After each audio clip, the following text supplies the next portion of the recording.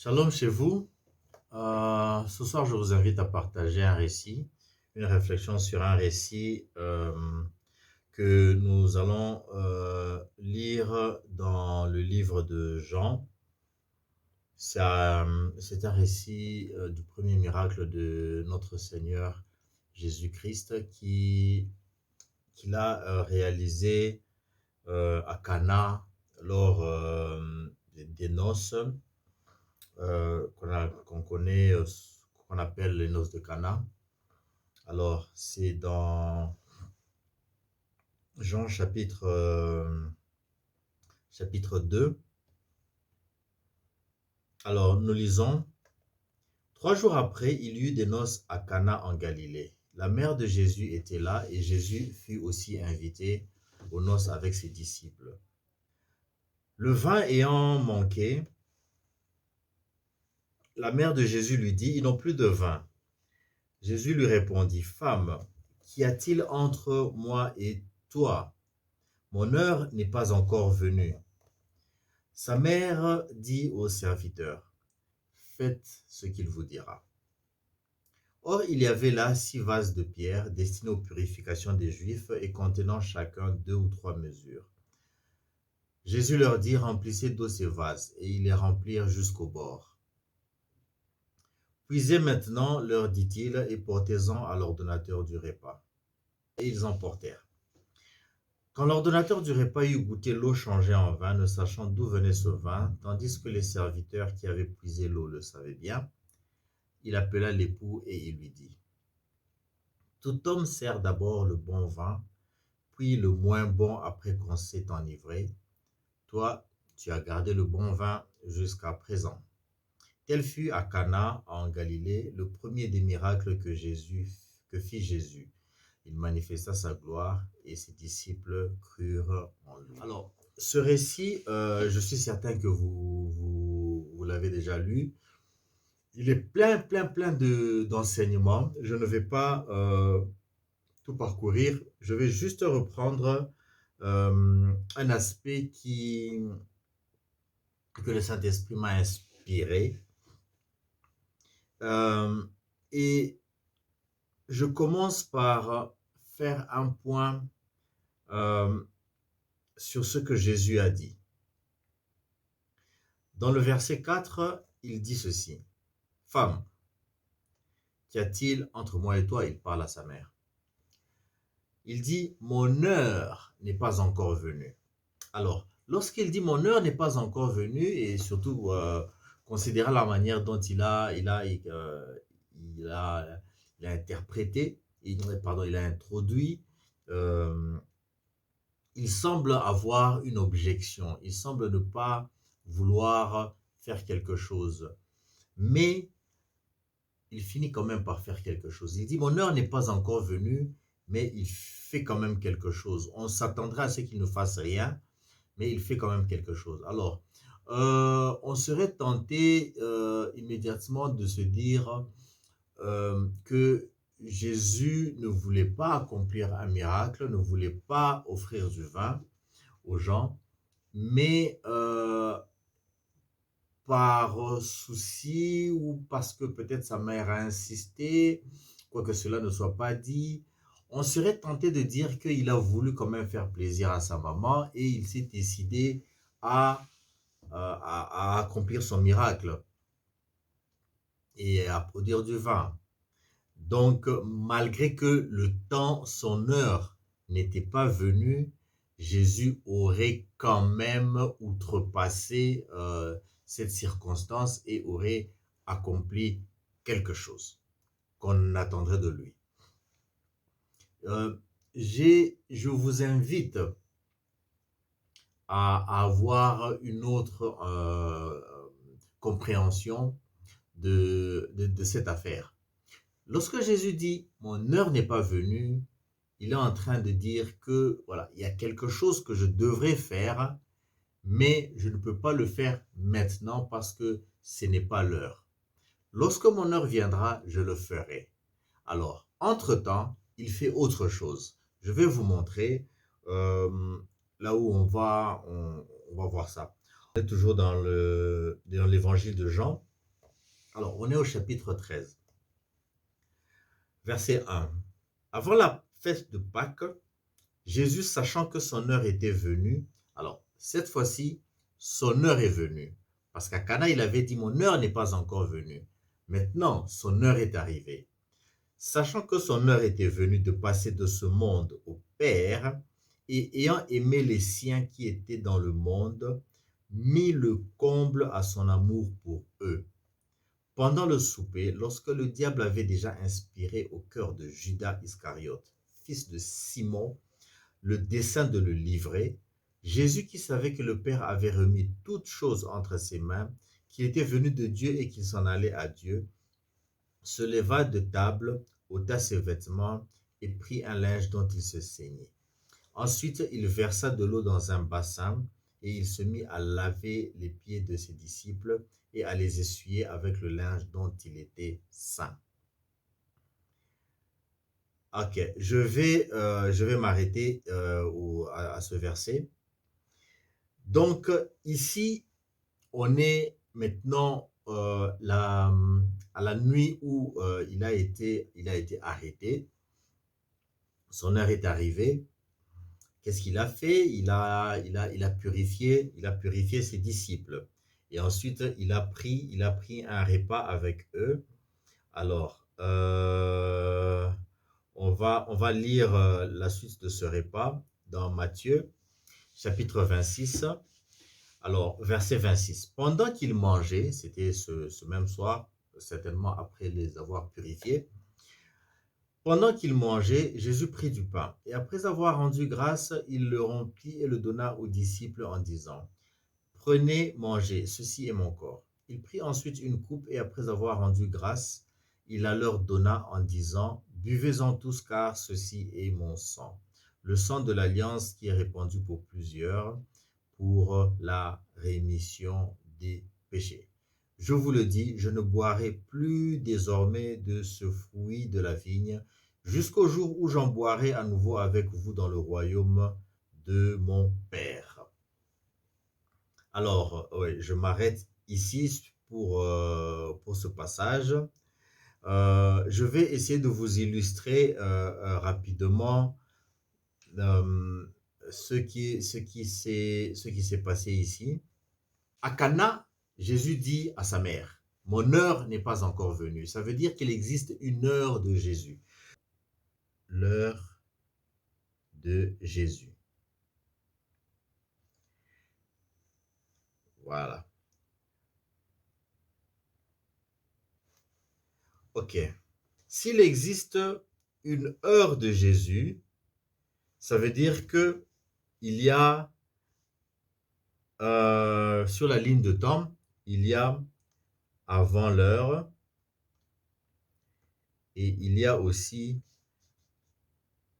après l'heure. C'est sur une ligne du temps. Voilà. Ok. Avant l'heure et après l'heure. Alors, qu'est-ce qui s'est passé? On remarque que avant l'heure, il a accompli un miracle. Ça, c'est à Cana. Il a transformé l'eau en vin. Et lorsque son heure est arrivée, ce vin qu'il avait transformé, ce vin qu'il avait offert, il l'a transformé en sang. Et la Bible nous apprend que ça, c'était le dernier miracle de Jésus qu'il a accompli. Et il nous promet une chose. Il dit, je ne boirai plus jamais de ce fruit de la vigne jusqu'à ce que je le boive à nouveau avec vous dans le royaume de mon Père. Ça veut dire qu'il y a un jour où Jésus boira à nouveau du vin, qui est à son heure, ce vin est devenu du sang. Donc, ce sang, après son heure,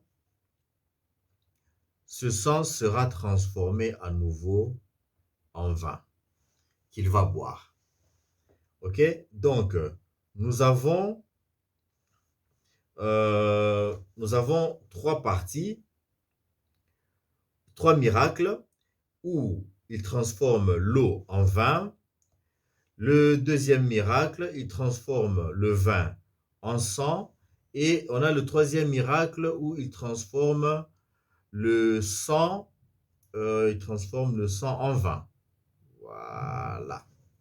Alors, si vous regardez attentivement, vous verrez que ici, il y a comme une division de ce temps en deux groupes. Je vais les montrer ici. On a de cette partie jusqu'ici et cette partie-ci. Voilà. La première partie commence avant l'heure et se termine à l'heure de Jésus. La deuxième partie, c'est l'heure de Jésus jusqu'à après l'heure de Jésus. Alors maintenant, je vais vous ramener sur le passage de Jean chapitre 2 pour voir une prophétie qui sort de la bouche de l'ordonnateur du repas. L'ordonnateur du repas dit ceci. Voilà, verset 9. Quand l'ordonnateur du repas eut goûté l'eau changée en vin, ne sachant d'où venait ce vin, tandis que les serviteurs qui avaient puisé l'eau le savaient, il appela l'époux et il lui dit, verset 10. Tout homme sert d'abord le bon vin, puis le moins bon lorsqu'on s'en est enivré. Toi, tu as gardé le bon vin jusqu'à présent. En d'autres termes, tout homme sert d'abord le bon vin, ensuite le moins bon. Mais l'époux sert d'abord le moins bon et il termine avec le bon vin. C'est la division que j'essaye de montrer ici, où on a deux parties. Cette première partie, c'est la partie qui concerne l'homme. Tout homme sert d'abord le bon vin, c'est ce vin que nous avons ici, qui est le fruit de la vigne. Il sert d'abord le bon vin et il termine avec le moins bon, qui est le sang. Et l'époux, ça c'est la deuxième partie, l'époux, lui, il commence avec le sang, le moins bon, et il termine avec le bon vin. Ok, donc on a deux parties. Ces deux parties sont en réalité deux, je ne sais pas si je dois dire, deux ministères de Jésus. Cette histoire, c'est vraiment l'histoire de Jésus. Faites-moi confiance. Ces deux ministères de Jésus, Jésus a œuvré, a servi son ministère en tant qu'homme. C'est un ministère qui a commencé à Cana, où il a donné du vin, du bon vin aux gens. Et donc, on appelle cette partie Jésus l'homme. Il a donné du bon vin aux gens et ce ministère s'est terminé le soir du souper lorsqu'il a donné du sang. Et ce soir-là, c'était un nouveau ministère qui commençait. C'était le ministère de Jésus l'époux, qui a commencé donc ce soir où il a donné du sang plutôt. Et ce ministère continue jusqu'à aujourd'hui et jusqu'au jour où il boira à nouveau ce vin avec nous dans le royaume des cieux. Alors, j'aimerais que vous compreniez un peu la leçon qu'on peut tirer ici. Le bon vin que Jésus a donné au début de son ministère, c'est-à-dire que Jésus a œuvré essentiellement en nous donnant des bonnes choses. Il nous donne la santé, il nous donne la, il nous donne du pain, il nous donne, il nous donne du vin, il nous donne voilà, la joie, il nous apporte la, la, la, la sécurité, voilà, tout ça. Voilà, tout ce que vous voulez, hein. Toutes les bonnes choses qui vous font plaisir, qui vous mettent dans le confort, qui vous mettent à l'aise. Ce sont ces genres de choses que Jésus, l'homme, a fait au début de son ministère. Il a guéri les malades, il a ressuscité les morts, il a chassé les démons, toutes ces choses-là qui nous apportent un bien-être. Et puis, lorsqu'il est, son heure est arrivée, qu'est-ce qu'il a fait? Il a donné du sang. Et ce jour-là, il nous a dit, maintenant, vous allez faire le sacrifice de vous. Maintenant, c'est le moment où il y a des tribulations. Il y a la persécution, ok? Il y a la persécution, etc. Ça devient pénible. On porte sa croix. Ça, le vin maintenant, il est moins agréable. Ensuite, maintenant, ça c'est le début, c'est la fin du ministère de Jésus l'homme et c'est le début du ministère de Jésus l'époux qui va se terminer dans le royaume des cieux lorsqu'il va nous donner encore le bon vin qui sera cette fois-ci la vie éternelle. La vie éternelle. Voilà, il y a des biens meilleurs. Je vais vous... voilà, on va lire très rapidement. Hébreu chapitre 34. Non, chapitre 10, verset 34. En effet, vous avez eu de la compassion pour les prisonniers et vous avez accepté avec joie l'enlèvement de vos biens, sachant que vous avez des biens meilleurs qui durent toujours. Donc aujourd'hui, nous acceptons l'enlèvement de nos biens, mais nous savons que dans le futur, dans l'avenir, il y aura des biens qui sont meilleurs qui nous attendent. Alors, moi, l'exhortation que je voudrais faire ce jour, c'est quoi? Je voudrais attirer votre attention sur ceci. Beaucoup d'églises enseignent Jésus l'homme.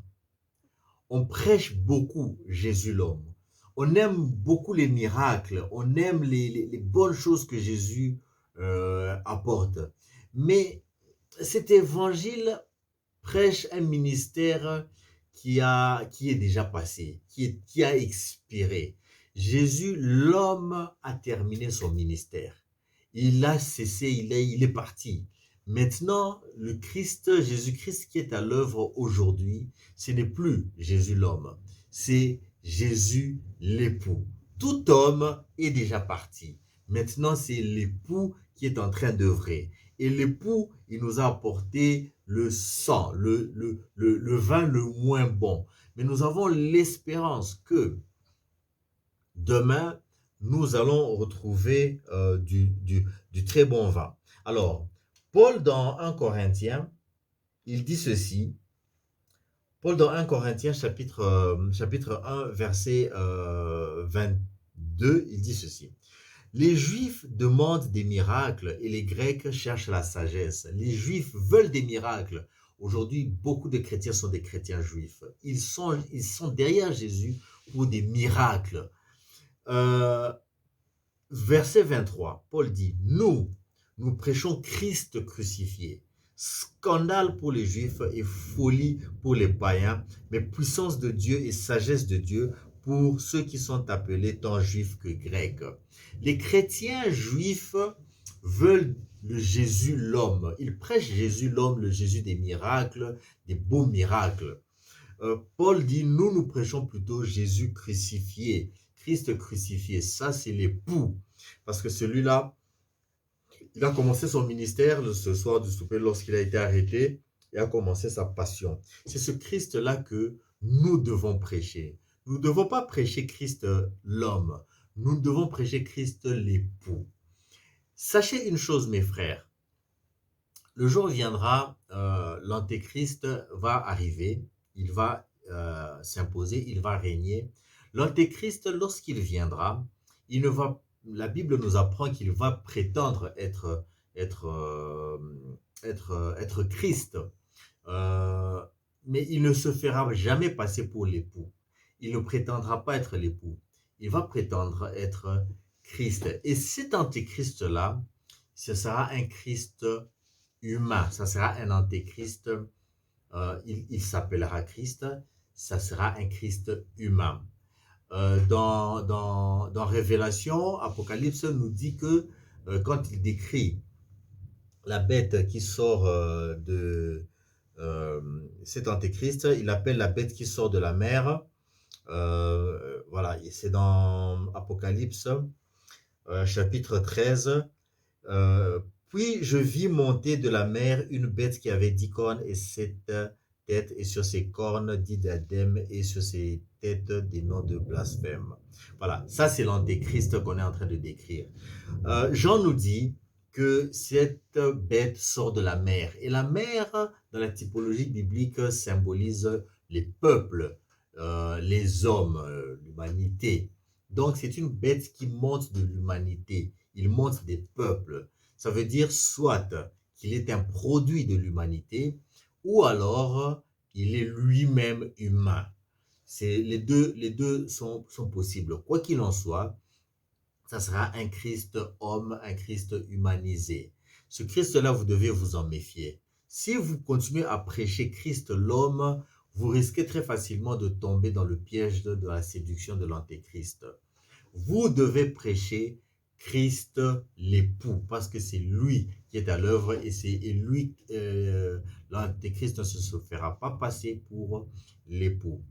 Christ époux, aujourd'hui, il nous apporte le vin le moins bon, mais nous avons l'espérance que demain, nous allons prendre le bon vin. Ce demain-là, dans le royaume de son Père, il sera l'époux, nous serons l'épouse.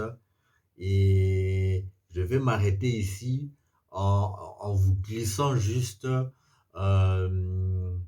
que dans ma prochaine vidéo, je vais faire une petite suite à ce message pour vous parler du mariage de Christ.